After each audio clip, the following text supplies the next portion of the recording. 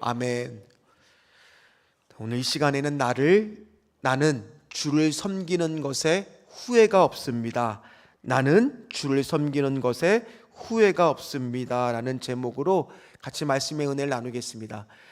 2020년도에 바보 엄마라는 책에 나오는 내용입니다. 이 권미나라고 하는 이 선교사 가정이 있었는데, 이 가정이 자녀가 5남 1녀를 둔 거예요. 엄청나죠. 근데 다 낳은 건 아니고 입양한 자녀들도 있었습니다. 그러나 어쨌든 간에 키우다 보니까 한참 육아에 지쳤을 때 이슬람 선교를 하는 한 선교사 부부가 식사를 초대한 겁니다. 그래서 이제 식사 장소에 딱 도착하니까 그 앞에 식탁에 이 채소가 색깔별로 이렇게 예쁘게 담겨져 있는 거예요. 그러니까 월남쌈을 준비해 놓은 겁니다. 그리고 나서는 가운데 접시에다가는 물을 싹 띄워 놓고 거기다가 예쁜 꽃잎들을 이렇게 띄워 놓은 거예요. 상상이 가시죠? 그러니까 굉장히 좀 정성스럽게 음식을 준비를 해준 거예요. 그러니까 이 권미나 이 부부 가정이 그 사랑과 정성이 딱 느껴지는 순간 눈물이 왈칵 쏟아졌다라는 겁니다. 왜 눈물이 왈칵 쏟아졌느냐? 육아로 한참 힘들 때 이 정성스럽게 주시는 이 차린 이 밥상을 보고 그냥 위로를 받았다라는 겁니다. 여기 계신 분들도 따뜻한 밥 한 끼를 드시면서 위로 받아보신 적 있으세요? 저는요, 지난주에 어머니가 소포를 하나 보내셨어요. 그 소포를 딱 열어보니까 반찬을 싸주신 거예요. 총각이 아닌데 총각김치를 싸주시고, 그리고 이 멸치볶음하고 얼갈이 김치, 그리고 파김치까지 정성스럽게 싸줘서 또 전화가 온 겁니다. 집에 가서 오늘은 꼭 저녁을 먹으라고. 제가 집에 잘 안 들어가거든요. 그래서 집에 가서 그날은 좀 일찍 들어가서 따뜻한 밥에다가 그 반찬으로 밥을 먹는데 왜 이렇게 맛있는지 모르겠더라고요. 우리도 때로는 육아에 지쳐 있을 때, 또는 임신해서 삶에 힘들었을 때, 또 회사 생활이나 직장 생활 가운데 지치고 힘들 때가 있습니다. 그때 누가 해주는, 특별히 엄마가 해주는 따뜻한 밥 한 끼, 또는 누군가가 정성스럽게 차려준 그 밥 한 끼가 큰 위로가 될 때가 있습니다. 위로란 것은요, 꼭 말이 아니더라고요. 내가 힘들고 어려웠을 때 상대방이 어쩔 줄 몰라하면서 정말 그 따뜻한 눈빛 하나로 정말 어떻게 해줄까 안절부절 못하는 그 표정 하나만으로도 우리는 때로는 뭐 할 때가 있느냐?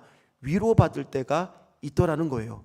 오늘 성경 말씀에도 굉장히 지금 힘든 한 사람이 나옵니다. 이 사람은 여기저기 지금 깨지고 망가져 있는 상태예요. 누가 톡 건들면 독이 막 뿜어져 나올 정도로 너무 힘든 상태였습니다. 왜 그러냐면 자기의 원래 계획이 있었는데 그 계획을 막으시고, 마게도냐로 주님이 가라고 해서 갔더니만 빌립보에 가자마자 무슨 일을 맞았느냐? 죽도록 매를 맞았어요. 얼마나 아팠는지 모르겠어요. 그리고 나서 데살로니가라고 하는 지역으로 피신을 냈더니만 거기에서는 이 건달들까지 동원해서 붙잡으러 오는 겁니다. 급하게 베레아로 또 갔더니 거기에 데살로니가 사람들이 쫓아오기까지 해서 할 수 없이 배를 타고 아테네 지역까지 피신을 했는데, 거기서도 열심히 어떻게든지 논쟁을 하고 복음을 전하려고 했는데 열매가 없었어요. 그리고 나서 등 떠밀듯이 이렇게 도망간 곳이 바로 어디였느냐? 고린도라고 하는 지역입니다. 근데 이것도 영적으로 딱 보니까 굉장히 눌림이 있는 곳이에요. 왜냐? 당시 고린도는 지도를 보면 아시겠지만 항구 도시예요. 무역이 성행했습니다. 그러다 보니까 인구는 많았지만 그 안에서 향락 문화와 태폐 문화가 굉장히 발달했다는 겁니다. 그래서 당시에 이 고린도와 같다라는 얘기를 했을 때 쉽게 얘기해서 라스베가스 같은 곳이에요. 그러니까 태폐적이다, 향락적이다의 다른 말에 같은 뜻이 고린도와 같다라고 표현할 정도였다라는 겁니다. 그래서 그곳에 도착한 사도 바울은 너무너무 얼마나 지치고 힘들었는지, 낙심하고 있었는지 어떻게 고린도전서 2장 3절에 그때의 심정을 표현하냐면, 우리 같이 말씀을 읽겠습니다. 내가 너희 가운데 거할 때 뭐라고 합니까? 약하고 두려워하고 힘이 떨었다고요. 복음을 전했던 그 사도 바울의 강인함은 다 사라져고 이제는 복음을 전하는 것조차 두려운 마음이 들 정도로 심신이 쇠약해져 있는 것뿐만 아니라 손발이 그냥 떨리는 거예요. 어떻게 될까? 심지어 선교비마저 다 떨어지고 나서 돈 한 푼 없이 지금 힘든 상태였다라는 겁니다. 그럴 때 필요한 게 바로 무엇일까요? 그때 필요한 게 무엇일까요? 엘리야도요, 그 대단했던 엘리야도 로뎀나무 아래에서 하나님, 나를 이제 그만 살고 싶습니다, 죽고 싶습니다 라고 고백을 했고요. 요나도 2장에 보면 물고기 뱃속에서 내 심령이 피곤하다라고 표현할 정도로 우리 가운데는 지치고 힘들고 모든 것이 잘 뜻대로 되지 않은 그럴 때가 있습니다. 그럴 때 필요한 게 무엇일까요? 바로 하나님의 따뜻한 위로의 손길이 필요하다라는 겁니다. 오늘 사도 바울에게서도 하나님이 위로의 선물을 주시는데 그 첫 번째가 바로 뭐냐? 우리 같이 읽도록 하겠습니다. 사람을 통해 위로하시더라는 거예요. 오늘 2절 말씀을 같이 읽겠습니다. 아굴라라는 본도에서 난 유대인 한 사람을 만나니 글라우디오가 모든 유대인을 명하여 로마에서 떠나라 한 고로 그가 그 안에 브리스길라와 함께 이달리아로부터 새로 온지라. 바울이 그들에게 가매. 바울이요, 고린도에 가고 싶어서 간 것은 아니었습니다. 그러나 막상 도착하고 나니까 돈 한 푼 없는 거예요. 그래서 이제 안 되겠다, 일을 해야 되겠다 생각했는데 당시 유대인들은 생존 기술 하나씩을 익혔다라고 합니다.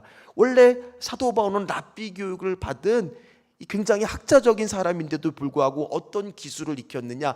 천막 만드는 일을 익혔던 거예요. 그래서 그 기술을 하는 곳을, 사업장을 찾아가다 보니까 이제 어떤 사람과 만나게 됐느냐? 아굴라와 브리스길라라고 하는 사업장을 만나게 된 겁니다. 두 사람이 생업이 같고 일이 같으니까 쉽게 얘기해서 이제 바울을 바로 채용을 한 거예요. 같이 일하지 않았겠습니까? 그리고 일만 했겠습니까? 일이 다 끝나고 나면 아유 고생했다고 밥 한 끼 하고 가라고, 그럼 식사도 하고 이런저런 이야기를 나누다 보니까 고향은 어디냐고 물어보기도 할 거 아닙니까? 보니까 공통점이 많은 거예요. 공통점이 바로 뭐냐 하면 유대인이라고 하는 공통점입니다. 이 아굴라라고 하는 사람은 본도, 지금으로 튀르기예 지방에서 태어난 사람입니다. 그러나 유대인이에요. 그리고 그의 부인 브리스길라는 로마의 귀족 출신 여인입니다. 도저히 결혼할 수 없는 가정이었는데 하나님 안에서 만났기 때문에 이 가정이 결혼을 했습니다. 그리고 나서는 로마, 이탈리아에서 잘 살고 있는데 어느 날 갑자기 글라우디아 황제, 로마 황제가 유대인들을 다 로마에서 쫓아내버린 겁니다. 그래서 할 수 없이 쫓아나갈 때는 세간살이, 살림살이를 뭐 얼마나 챙겨서 가지고 올 수 있겠습니까? 그러니까 어떻게 왔겠어요? 빈털터리로 거의 몇 가지 옷까지만 챙길 정도로 온 거예요. 그리고 나서는 이제 어떻게 하면 좋을까? 먹고는 살아야 되겠고 무역이 활발한 고린도 지방까지 이 아굴라와 브리스길라 가정이 온 거예요. 그런데 마치 이 모습이 누구하고 똑같은 동명상련을 느낄 수가 있었느냐?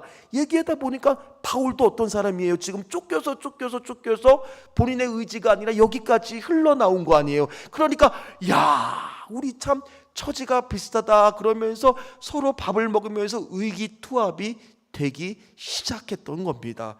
그러면서 여러 가지 이야기를 나누는데 거기 안에 우리가 보기에는 정말 등 떠밀려서 온 것이고 정말 아무것도 없고 선택의 여지가 없이 온 것이고 마치 광야와 같고 빈들과 같은 그곳인데 그곳에서도 이 부부를 만남으로 인해서 사도 바울은 어떤 고백을 할 수가 있겠습니까?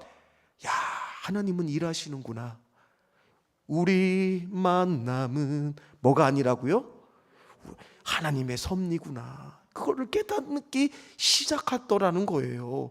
어떻게 이렇게 이 사람들을 만나게 될까? 그런데 이 아굴라와 브리스길라가 단순한 그런 동업자들이 아니었습니다. 어떤 사람들이었느냐?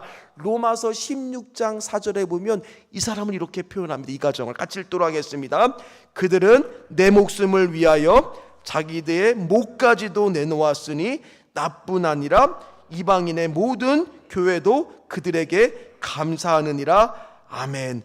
얼마나 비참하고 성교비조차 없는 참담할 때 만났던 아굴라와 브리스길라 가정은요, 나중에 고린도 지역을 떠나서 사도 바울을 쫓아와서 자신의 목숨까지도 사도 바울을 위해 내놓을 정도로 평생 만나기 어려운 동역자가 되었다라는 겁니다.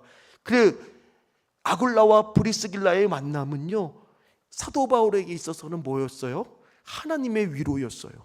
하나님의 은혜였습니다. 오늘 여기에 어떤 이유로 이 예배에 나온지 저는 다 모릅니다. 그러나 이 가운데도 지금 누군가는 오늘 뭐가 필요합니까? 하나님의 은혜가 필요할지 믿습니다. 하나님의 위로가 필요할 수 있다라는 거예요.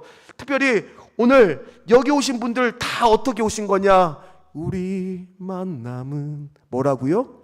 우연이 아니라고요. 하나님의 섭리 가운데 이 자리에 오신 겁니다. 목사인 저도요, 뭐를 받고 싶을 때가 있느냐?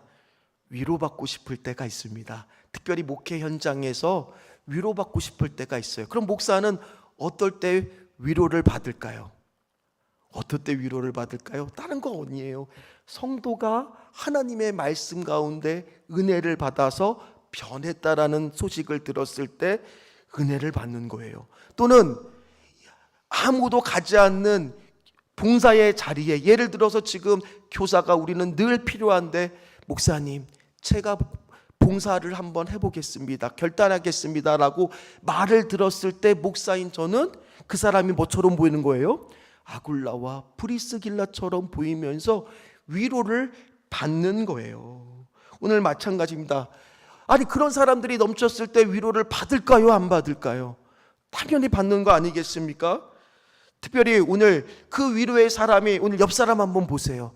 여러분 옆에 있는 사람이 아굴라와 브리스길라와 같은 사람이 되시기를 주의 이름으로 축원합니다. 한번 옆 사람하고 인사해 볼까요? 내가 당신의 선물입니다. 또는 인사해 볼까요? 당신이 나의 선물입니다.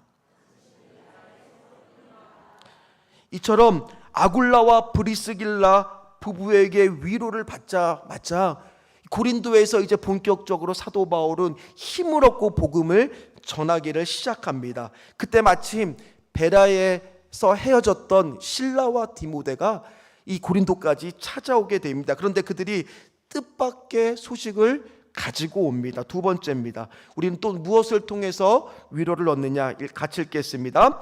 사역의 열매를 통해 위로하십니다. 우리 5절 말씀을 같이 읽겠습니다.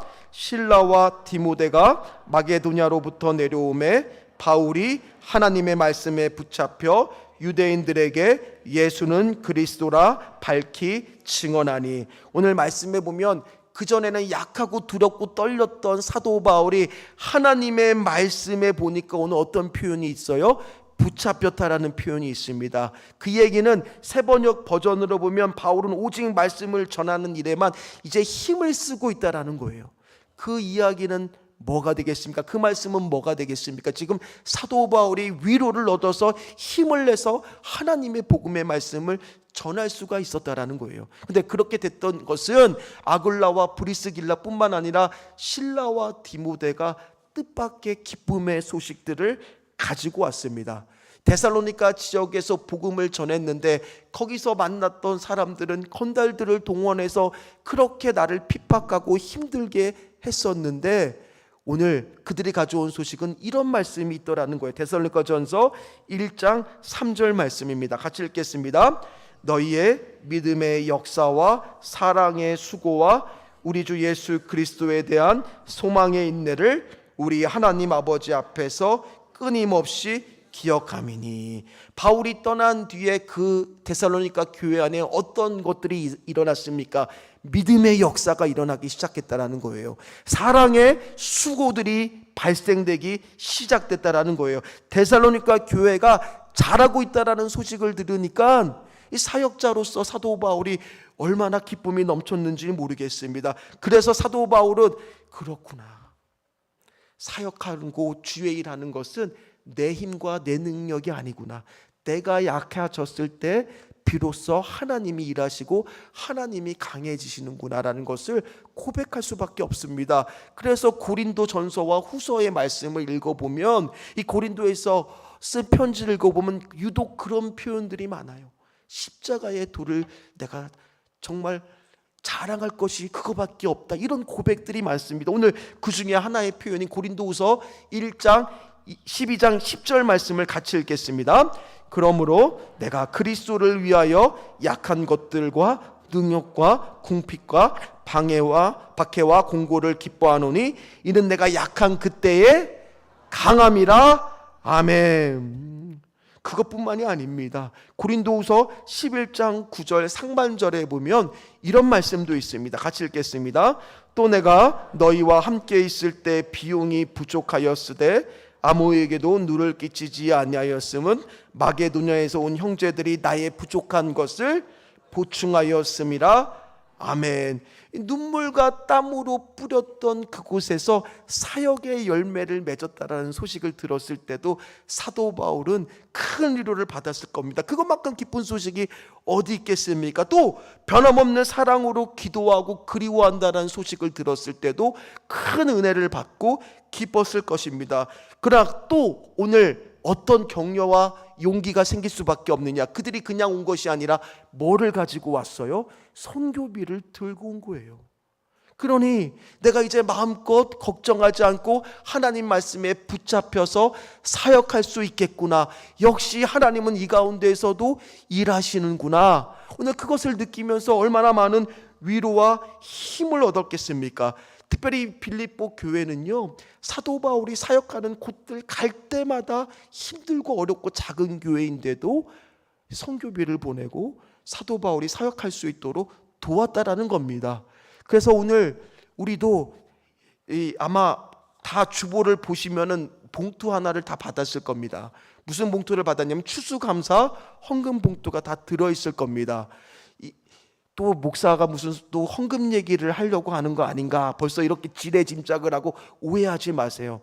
바로 뭐냐면 우리가 다음 주에 이제 추수감사 주일 예배를 드리는데, 우리가 그때 이 봉투에 넣어 있는 모든 헌금은 우리 교회가 어디를 보낼 거냐면 더 은혜 교회에서 사역하는 이성규 목사님이 연락이 왔어요. 얼마 전에 우리가 저녁 예배 때도 설교를 하셨지만은 갑자기 건물주의 주인이 바뀌면서 개척교회신데 갑자기 보증금을 올려달라는 거예요. 근데 개척교회가 알다시피 무슨 돈이 있겠습니까? 그래서 어려운 마음으로 교회로 연락이 왔습니다. 그래서 우리 장로님들과 함께 힘을 모아서 우리가 어떻게 하면 좋겠냐 했더니 이 추수감사 헌금을 다 모아서 우리가 그 교회로 보내기로 했습니다.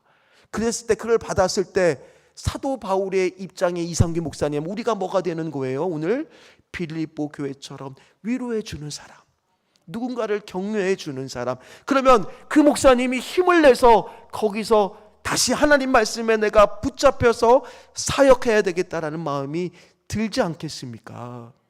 오늘 우리가 그 일을 감당해 보려고 합니다. 이렇듯 고린도 지역에서 사도 바울은 열심을 다해서 사역을 합니다. 그러나 유대인들은요, 항상 회당에서 사역을 할 때 그랬어요. 말씀을 잘 받아들이지 않는 거예요. 그래서 할 수 없이 사도 바울이 이 교회를 하나 개척을 하는데, 하필 디도 유스도라고 하는 사람의 집에서 가정교회를 여는데, 그 교회가 하필 위치가 어디였느냐? 회당 옆인 거예요. 그러니까 안식일이 되면 사람들이 예배 드리러 가는데 누구는 어디로 가느냐? 대부분의 사람들은, 유대인들은 회당으로 가고, 또 일부 사람들은 디도 유스도라고 하는 개척교회, 바울교회로 가는 거예요. 근데 시간이 흐르니까 어떻게 되느냐? 점점 어디에 사람들이 많이 오기 시작해요? 바울이 개척한 교회에 사람들이 많이 오기 시작하는 거예요. 갑자기 회당에 갔던 유대인들조차 오늘 말씀해 보니까 그 중에 회당장 그리스보라고 하는 사람조차 그의 가족들과 함께 어디로 간 거예요? 바울이 개척한 교회로 가버리고 만 겁니다. 오늘 이 자리가 점점 채워지는 것처럼 말이에요. 그러니까 바울의 그 개척한 교회가 점점 왕성해집니다. 그리스보라고 하는 사람은 회당장이자 당시에 많은 선한 영향력을 끼쳤던 사람이에요. 그의 가족이 가니까 수많은 사람들이 바울을 쫓아서 세례를 받기 시작했다는 게 오늘 8절 말씀에 잘 나옵니다. 우리 8절 말씀을 같이 읽겠습니다. 또 회당장 그리스보가 온 집안과 더불어 주를 믿으며 수많은 고린도 사람도 듣고 믿어 세례를 받더라. 보통 교회에 가서는 쫓더라는 말씀은 있어도 이렇게 세례를 줬더라 믿더라는 말씀은 많이 안 나와요. 그러니까 고린도 교회에서 지금 무슨 역사가 일어나고 있는 겁니까? 복음의 놀라운 역사가 일어나기 시작했다라는 거예요. 하나님의 더한 은혜가 시작되다는 겁니다. 마지막입니다. 또 오늘 사도 바울을 어떻게 위로하시느냐, 마지막 세 번째입니다. 같이 읽겠습니다. 말씀을 통해 위로하시더라는 겁니다. 오늘 9절과 10절 말씀을 같이 읽겠습니다. 밤에 주께서 환상 가운데 바울에게 말씀하시되 두려워하지 말며 침묵하지 말고 말하라.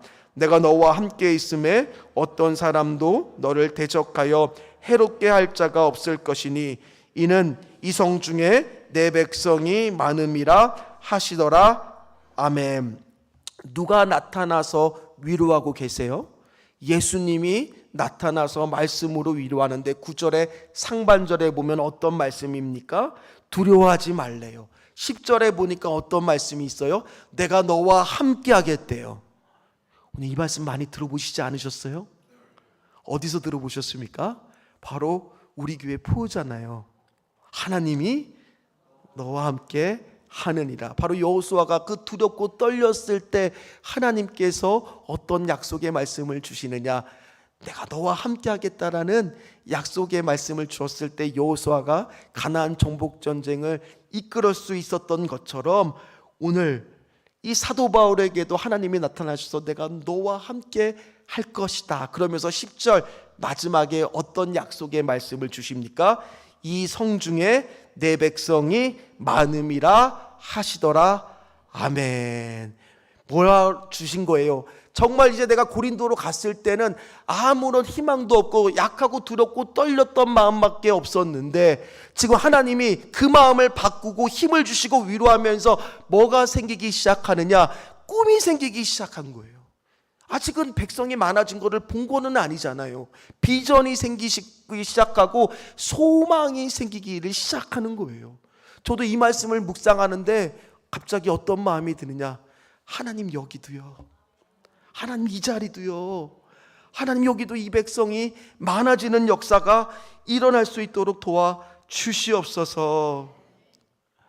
특별히 그 일이 이번 주에 있었습니다. 목요일이었습니다.